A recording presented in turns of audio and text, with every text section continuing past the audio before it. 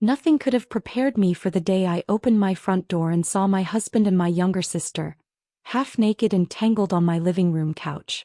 They didn't even flinch. My mouth went dry. My keys slipped from my hand.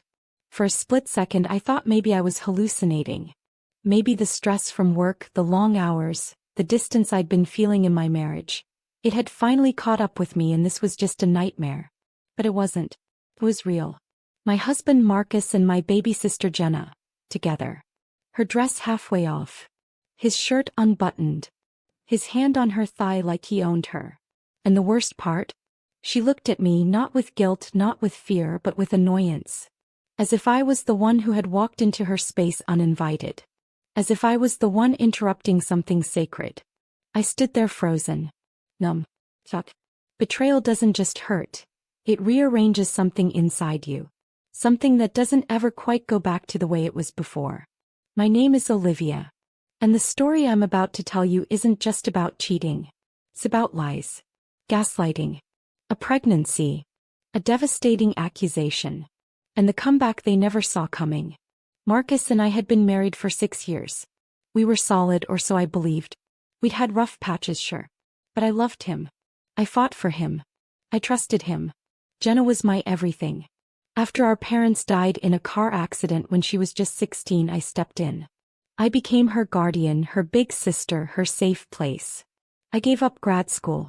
Put my life on hold to raise her. I paid her tuition. Supported her dreams.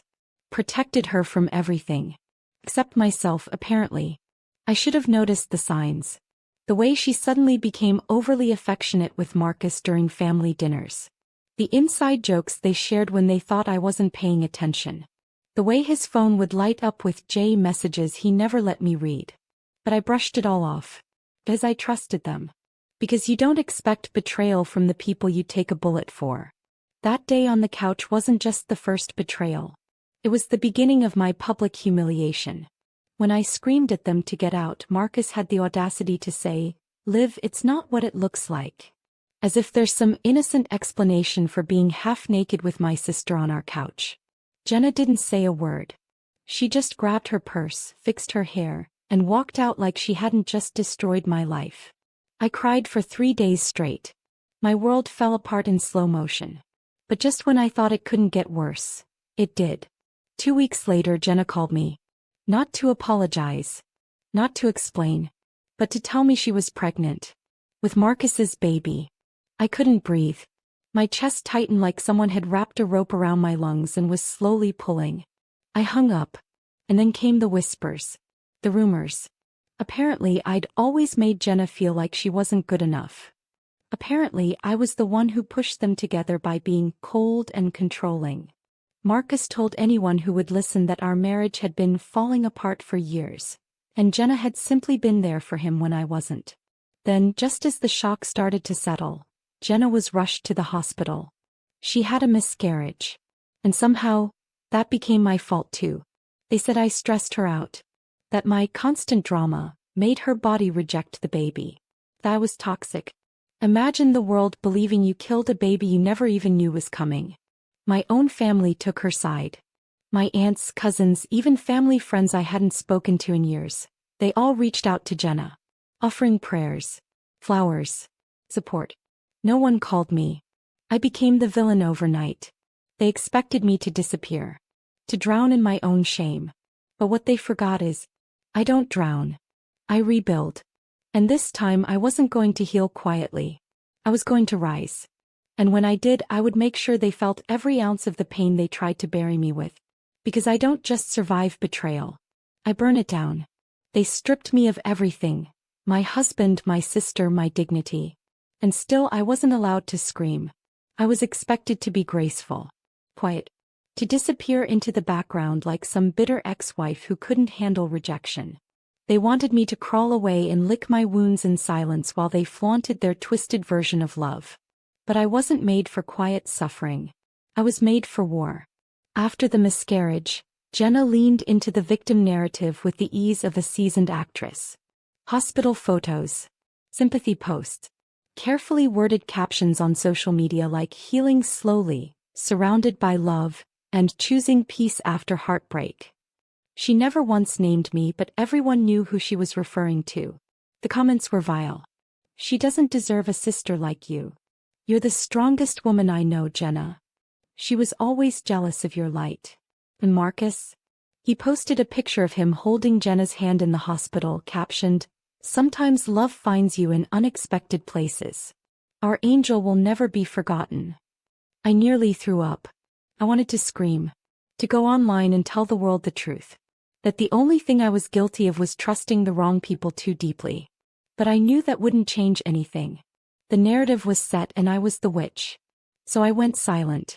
Not because I accepted their lies, but because I was planning something. I started with myself. The mirror became my enemy during those first few weeks. I hated what I saw: dark circles under my eyes, hair matted from neglect, skin pale from grief. But one morning I got up and looked at that woman staring back at me. She looked broken, defeated, forgotten. And I decided right then, I would not let that version of me survive. I started small. A walk in the morning, cutting my hair short, throwing out every piece of clothing that reminded me of my old life. The wedding dress went first, burned in the backyard fire pit with a bottle of wine in one hand and tears streaming down my face. I got back into therapy. I reconnected with friends I'd pushed away while trying to hold my crumbling marriage together. And slowly, day by day, I started building a new version of myself. Not the Olivia who bent over backward for everyone. Not the Olivia who accepted crumbs and called it love. This new Olivia was fierce, and quietly dangerous. Then came the job offer. A major event firm in another city, 3 hours away, offered me a creative director position. Double the pay. Full control over my projects. I didn't hesitate. I packed my things, signed the lease to a chic downtown apartment, and left behind every ghost of my old life. The silence from Jenna and Marcus after I moved was almost comical. They thought I was giving up. That I had finally surrendered. But I wasn't running. I was resetting. And once I found my footing, I made it my mission to rise in every way possible. Physically, emotionally, professionally. Within 6 months, I had helped triple the firm's visibility. My face was in magazines. I was getting invited to elite industry events. People who once pitied me were now trying to keep up with me. And then, karma knocked. Jenna called. I didn't answer. She tried again. This time from a different number. "Olivia," she said when I finally picked up. "I need to see you. Please." Her voice trembled. I could hear the desperation tucked behind her words. A year ago, I would have rushed to her side without asking questions. But now, I let her squirm. "I'm busy," I replied flatly. "What do you want?" There was a long pause. Then a shaky breath. Marcus left me. I nearly laughed. Apparently, after the miscarriage, their perfect little affair started to rot from the inside. Marcus began staying out late. He stopped touching her. He started texting other women. And just like that, Jenna learned the hard way. If he cheats with you, he will cheat on you. "I thought he loved me," she whispered. "I gave up everything for him." I didn't say a word. Because what was there to say? She had taken everything from me and now she wanted comfort? Sympathy? But I wasn't done. "Why are you really calling me?" I asked. Silence. Then the bombshell. I lied about the miscarriage. My entire body went still. "What?" She exhaled. "I was never pregnant. I made it up to keep him from leaving me. I thought if he believed we were having a baby, he'd stay. But when I told him I lost it, he stopped caring anyway." I couldn't believe what I was hearing. She had manipulated my family, my reputation, my entire life with a lie. And now, with Marcus gone and the sympathy well drying up, she wanted redemption. I ended the call. No yelling. No cursing. Just silence. Because the best revenge is letting people live with the mess they made. And her mess was just beginning. They said I'd never recover. That betrayal like that changes a woman, destroys her spirit, makes her bitter, unrecognizable. But they didn't know me. Because what Jenna and Marcus did didn't destroy me. It awakened something in me I didn't know existed. I wasn't the same Olivia who once begged her husband for honesty, who believed her sister's crocodile tears, or who let her family silence her pain. That version of me was buried the day I walked out of my mother's house with every finger pointed at me like I was the villain. The woman who rose from that pain. She was born of fire. I threw myself into work, not to escape but to rebuild. I moved to a different city, started a new job at a boutique marketing agency, and within a year, I had climbed higher than I ever did when Marcus was dragging me down. Clients loved me. My boss trusted me.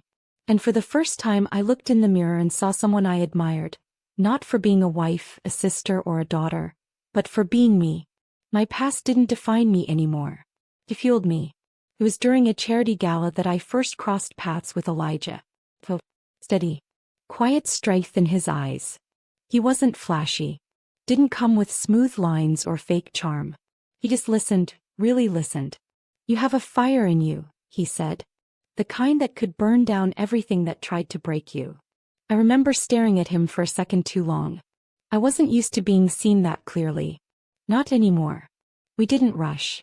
Coffee. Walks in the park. Long, honest conversations under streetlights. I told him everything in pieces, not for validation but because for once I felt safe. He never tried to rescue me. He simply stood beside me and let me rise. But just when I started to believe in light again, the past crawled back with its claws out. One afternoon my phone rang. It was my mother. Her voice, once so cold and accusing, now sounded shaken. "It's Jenna," she said. "She's in the hospital. She's not doing well. She's been asking for you." I paused. Let the silence speak for me. After everything, Jenna wanted me? She says she needs to talk. To confess. I didn't want to go. I didn't owe her anything. Not a word. Not a moment. Not even a glance. But some part of me needed to hear it from her lips. Not for closure. For confirmation that I had been right to walk away. The hospital was as gray and hollow as I remembered. And there she was, Jenna. Hooked up to IVs, pale, gaunt. The golden girl mask had finally slipped. When she saw me, her lips trembled. "Live." I said nothing. She launched into her confession like it had been poisoning her from the inside out. The affair started months before Marcus left me. She orchestrated it. Manipulated him. Fed him lies about how unhappy I was. How I didn't appreciate him. She planted the seeds, watered them, and watched them grow into something toxic. The miscarriage? Faked. She never carried a child. She used a fake hospital appointment as cover. Fake symptoms. Lied to our entire family, to Marcus, to everyone. Just to punish me for stealing the life she thought she deserved. "You always had everything," she whispered. I was just tired of being the shadow. Her voice broke, but mine didn't. I looked her dead in the eyes. "You weren't in my shadow, Jenna. You were too busy stabbing me in the back to see the light I was trying to share." She cried. I didn't. Not because I wasn't hurt, but because I had already mourned her. The sister I loved died the day she smiled in my face and destroyed my marriage behind it. She reached out to grab my hand, whispering, "Can you forgive me?" And I said the truest thing I'd ever spoken. "No. But I can forget you." I walked out of that hospital room with my head high, heart steady, and soul weightless. That was the moment I reclaimed every piece of myself she tried to destroy. And Marcus? He sent me a message a few days later. Something pitiful. Something predictable. Just checking in. "Hope you're doing okay." I didn't even open it. I just deleted it. Let him wonder if I saw it. Let him sit with the silence. Because I didn't need revenge in the way they expected. I didn't need to scream, fight, or expose anyone. I became my own revenge. I healed loudly. Lived freely. Loved fiercely. And the best part? I didn't just survive. I thrived. They thought I would disappear. Jenna and Marcus. My parents. All the people who swallowed their lies and spit them at me like venom. They thought I'd slip into the shadows, too humiliated to show my face. A woman discarded, defeated. I built a life so radiant they couldn't look away. Within 2 years I was managing high-profile clients, speaking on marketing panels, and even featured in a business journal article titled, "The Woman Who Rose from Ashes." That article? It went viral. You know what happens when your name starts trending? The people who buried you start digging. And just like that, Jenna's perfect image began to crumble. It started small. A former coworker of hers emailed me, someone I barely remembered from an old holiday party. Not sure if you saw the news, she wrote. But your sister's been let go. Something about stealing credit for someone else's work. Sound familiar? It sounded very familiar. Jenna had built her entire life pretending to be someone she wasn't, perfect, polished, pure. But lies, no matter how beautifully wrapped, always start to rot. And hers were rotting fast. One by one, people began to see her for who she truly was. It wasn't just the job. Her fiancé, yes, the new man she thought would erase the guilt of her last betrayal, found out about the lies, the fake miscarriage, the ruined marriage. He left her in the most brutal way possible. A wedding cancelled 2 weeks before the date, with the venue publicly relisting their date and her name still posted on the calendar for everyone to see. It went from gossip to spectacle. And as for Marcus, he stayed with her for a while after their betrayal. But like every cowardly man who falls for a fantasy, he couldn't handle reality. When Jenna fell apart, he ran. Just like he did with me. Only this time she was the one begging someone not to leave. The irony was poetic. I didn't orchestrate any of it. I didn't even lift a finger. Karma did all the work for me and it was delicious to watch. But that doesn't mean I stayed silent. I was invited to speak at a women's empowerment conference. Thousands of women in attendance. The topic? Owning your story. It was time. I stepped onto that stage not as someone's wife, not as someone's sister, but as Olivia Jameson. A woman who had been broken, betrayed, humiliated, and yet stood tall. I didn't mention names. I didn't need to. But every word I spoke hit like thunder, and everyone who had followed the online drama knew who I was talking about. I said, sometimes the people who hurt you the most will tell the loudest version of your story. They'll twist your truth to save their reputation. But your silence is not consent. It's survival. And one day when you're strong enough, your truth won't just be heard, it'll echo. The standing ovation lasted minutes. And I saw the tears. The women who had lived through betrayal. The ones who had been blamed. The ones who had been silenced. That speech. It was shared across social media by influencers, CEOs, and even a few celebrities. Suddenly, I was the voice people wanted to hear. And Jenna? She sent a message. Short. Weak. Predictable. I saw your video. You made your point. Can we please talk? One last time. I didn't respond. Because I had already said everything that needed to be said. With my success, my survival, and my smile. Jenna had spent her whole life trying to be me. But I had finally become a woman even I admired. And nothing she could ever say would change that. I had found my peace. Or at least I thought I had. When I walked into that downtown coffee shop one cold October morning, I wasn't expecting anything more than a chai latte and a few quiet hours to map out a proposal for a new client. But fate, as always, had its own plans. She was already there. Jenna. Hair dull. Eyes hollow. The light that once made her the darling of every room completely gone. She looked up from her coffee, cheap, watered down, probably ordered out of habit more than desire, and her eyes widened when she saw me. She stood up so fast she nearly knocked over her cup. Olivia, she whispered. I didn't smile. Didn't flinch. Didn't turn away either. Jenna, I said calmly. Like I was greeting an old neighbor. Not the woman who destroyed my marriage, stole my husband, and nearly dismantled my life. She motioned to the seat across from her. I sat. Not for her. But for me. Because I wasn't afraid anymore. I didn't need to rehearse what I'd say or hold back tears. I was no longer the woman who begged Marcus to tell me the truth. I was no longer the sister who cried outside her parents' house after being cast out over a lie. I had evolved. And the very fact that she had asked for this meeting told me everything I needed to know. She was unraveling. She took a breath and then the words poured out faster than I expected. I'm sorry, she blurted. I know it's too late. I know you'll probably never forgive me. But I have to say it. I have to try. I didn't say anything. So she kept going. I loved him. Or I thought I did. But I think I just loved the fact that you had something I didn't. I wanted to feel important. I wanted someone to choose me. I didn't care who I hurt to get it. I didn't even care that it was you. My own sister. There was the truth. Ugly. Raw. Finally uncovered. And I just sat there quiet, letting her burn in her own confession. I didn't really have a miscarriage, she whispered. I faked it. I lied because I wanted to keep him. I thought it would make him stay. But he hated me for it. He left 2 weeks later and never looked back. I could see the shame crawling up her throat, choking her as she spoke. I lost everything, she said, almost laughing now. My job. My engagement. My reputation. Mom barely speaks to me. And Dad? Well, he still pretends like none of it ever happened. Typical. Her voice broke. I deserve it. I deserve all of it. And that was what she wanted from me. A rescue. A redemption.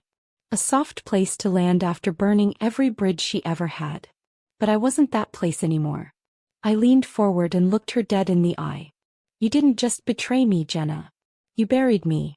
You told lies that nearly cost me my freedom, my family, and my dignity. You made people look at me like I was some monster. You turned my pain into your weapon. She nodded slowly, shame weighing her down. And now you want forgiveness. Closure. Her eyes filled with tears. I want you to be okay, she whispered. I am, I replied. She blinked, confused. I don't need your apology to be okay. I didn't rebuild my life so I could eventually let you back in. I rebuilt it because you tried to destroy it. That's the difference. Her lips parted like she wanted to say more, but no words came. I stood up. You were right about one thing, I said. You don't deserve forgiveness. But I'm not here to punish you either. I'm just done carrying your mess. That burden. It's all yours now. And with that I left. I didn't look back. I didn't need to. She had always wanted to win. And now she finally understood. She hadn't just lost Marcus. She had lost me. Later that night I stood in front of my mirror brushing my hair.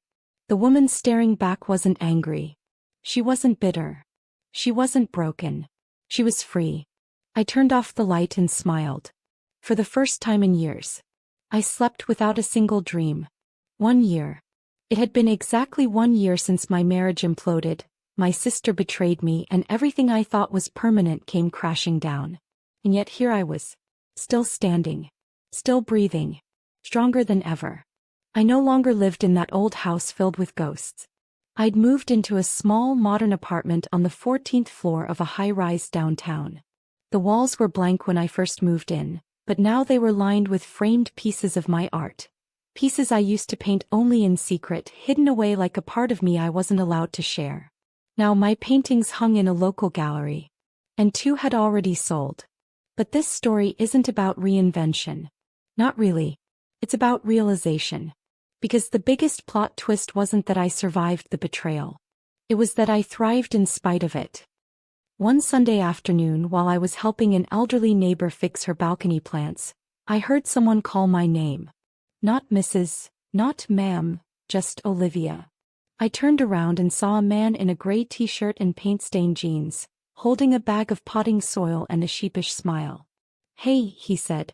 Do you know anything about reviving half-dead succulents?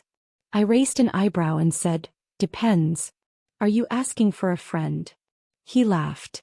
That was the first time I met Daniel. He wasn't like Marcus.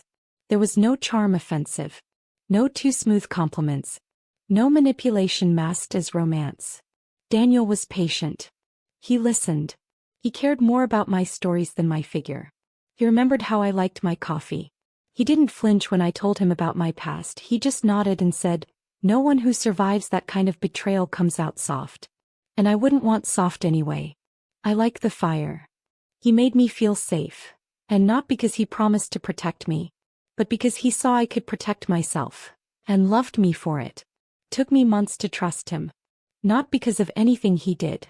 But because healing isn't about forgetting. It's about learning how to hold joy and pain at the same time. And one day, without realizing it, I did. I stood in my kitchen making coffee, barefoot and humming along to a song I hadn't heard in years. And I realized I wasn't waiting for the other shoe to drop. I wasn't checking my phone for betrayals. I wasn't living in fear of who might leave. I was just living. A few months later, I got a call from my parents. They wanted to see me. Apologize. I agreed to meet. But I made it clear, I wasn't coming back to who I used to be. That version of me was gone. And I didn't mourn her anymore. They came with guilt and tears but no excuses. And that was enough. Jenna. I haven't heard from her since that coffee shop meeting. But I know she watches. She likes my art page anonymously. She follows my gallery's Instagram from a burner account. She sees the life I built, the one she tried to ruin. And that's enough for me. I don't need revenge.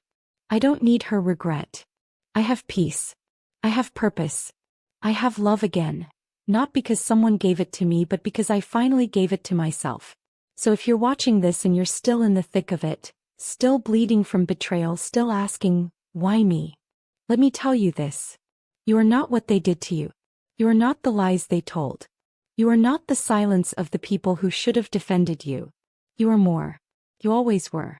And when you rise, because you will, do it without shame. Without apology. Without waiting for them to notice. Because the greatest revenge is being so damn happy they can't believe you ever needed them in the first place. If this story moved you, don't forget to like, comment, and share. And make sure you subscribe. New stories drop every single day, and trust me, the next one will shake you to your core. I'll see you in the next episode.